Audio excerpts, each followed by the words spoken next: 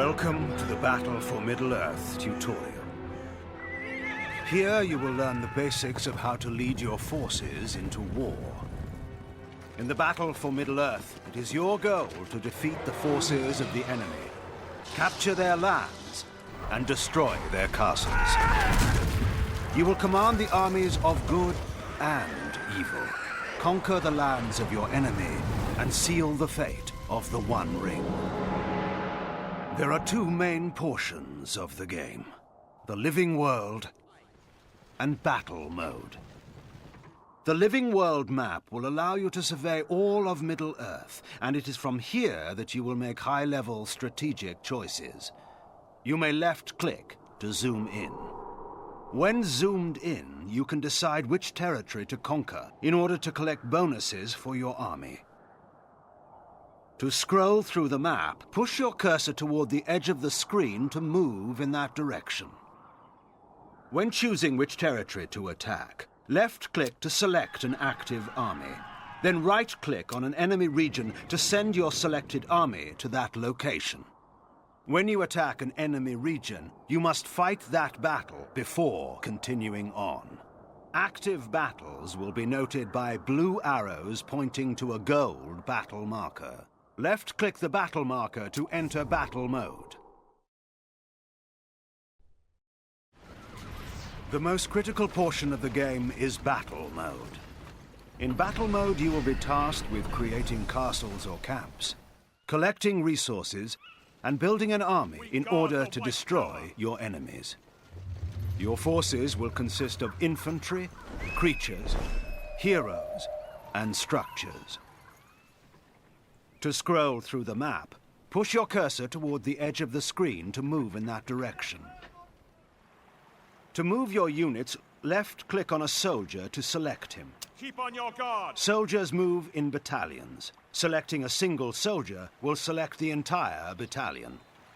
Right-click on open ground to move your battalion to that location. Left-click on open ground to deselect your units. Deselecting your units will help you avoid issuing unintended orders.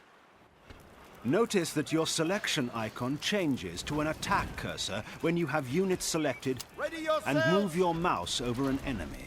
To attack, select a unit and right-click on the enemy. Attack! Our forces are under attack! To attack enemy structures, select a unit and right-click on the building. Take their buildings down!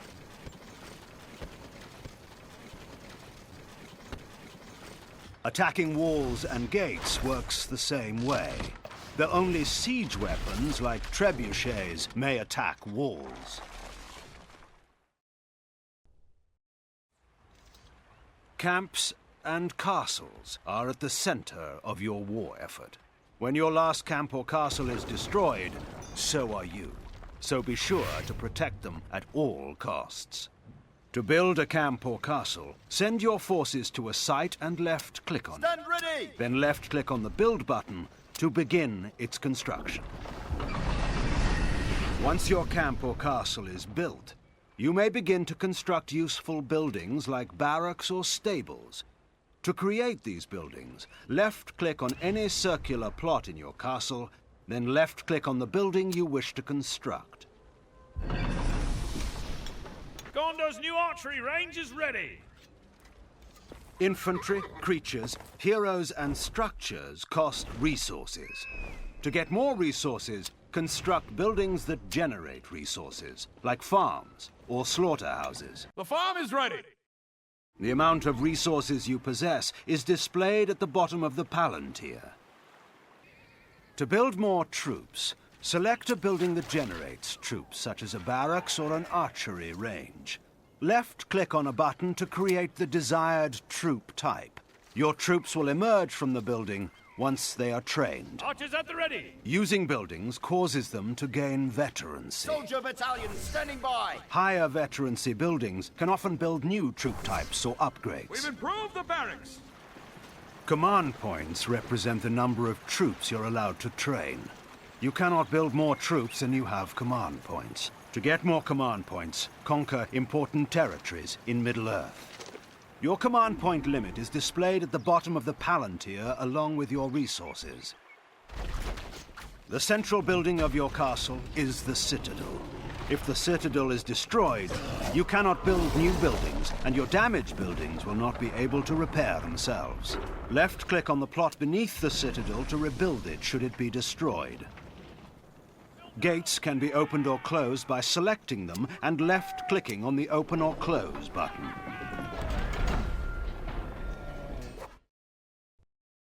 The legends of Middle-earth are filled with heroic deeds. The heroes in the battle for Middle-earth are vital to your success in battle. Heroes like Gandalf are stronger than other units and can gain levels as they kill enemies. When left-clicking on the hero, We'll let them come. his or her rank is shown on a picture in the Palantir. High-ranking heroes have many abilities. To use an ability, select the hero and left-click on the ability. Then right-click on the target.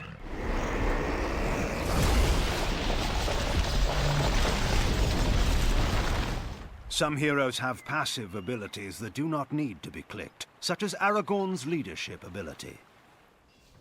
Heroes may be summoned from citadels. Left-click on a citadel and left-click on a hero button to summon a hero.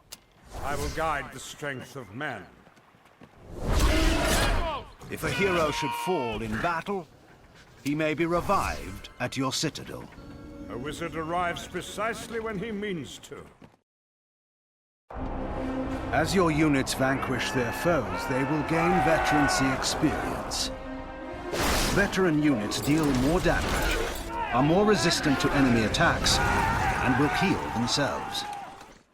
There are multiple levels of veterancy, each offering more powerful bonuses.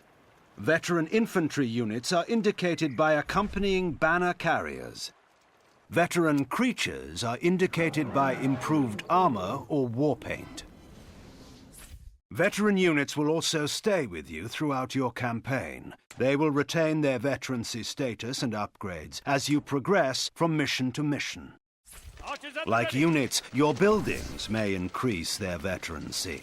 The more you use a structure, the more potent it We've becomes. improved the archery range. Certain units or upgrades cannot be built until a building gains veterancy. Tower guards, for instance, cannot be trained until the Gondor Barracks increases its veterancy level. We guard the White Tower. The power of the One Ring and the power of the Even Star can change the fate of Middle-earth. The One Ring or the Even Star grows in power as you destroy your enemies or conquer regions of Middle-earth. The amount of power points you have available to spend will appear on the One Ring or Even Star at the top of the Palantir. Left-click on the One Ring or Even Star when in battle mode to view your powers. When you have collected enough power points, you may select new powers to aid you. Your purchased powers will appear on the left side of the screen just above the Palantir. When your power is ready, you may left-click on it to use it.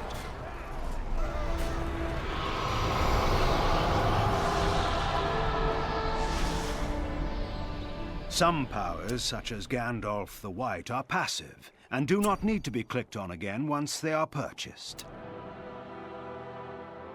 Thank you for watching the Battle for Middle-earth tutorial. Follow these simple guidelines and you will soon dominate the whole of the land. Good luck!